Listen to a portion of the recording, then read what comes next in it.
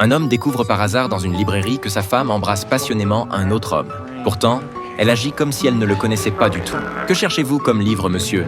lui demande-t-elle. Malgré sa colère, il quitte les lieux en silence, puis retourne à sa voiture, le visage baigné de larmes.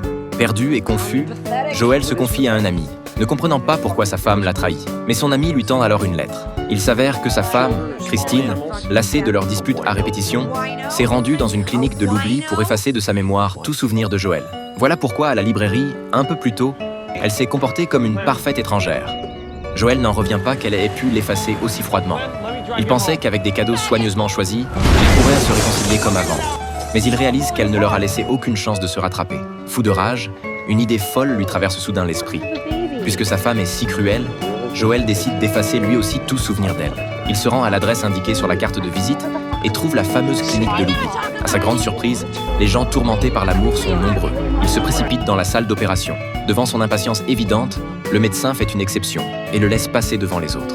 Mais la première étape consiste à rassembler tous les objets liés à leur histoire. Photos de sa femme, effets personnels, absolument tout est collecté.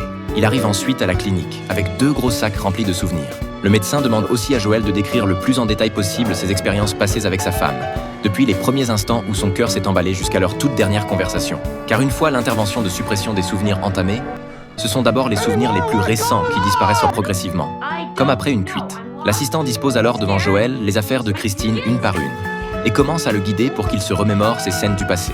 Ainsi, la machine peut capturer les nœuds de souvenirs pertinents, chacun représentant un moment marquant. Joël se retrouve alors plongé dans ses propres souvenirs. Il peut clairement se voir avant l'opération et reste stupéfait devant cette scène inconcevable. Tout semble si réel. Le souvenir le ramène au dernier moment où il a vu sa femme. Cette fois, il veut voir qui embrasse sa femme. Mais il n'arrive pas à distinguer le visage de l'homme, car dans la réalité, ils ne se sont jamais rencontrés. En fait, il s'agit du stagiaire de la clinique de l'oubli, qui avait justement aidé Christine à effacer sa mémoire. Ce stagiaire a eu le coup de foudre pour Christine. Profitant de sa position, il est rapidement devenu son petit ami pendant la phase d'effacement des souvenirs de Christine.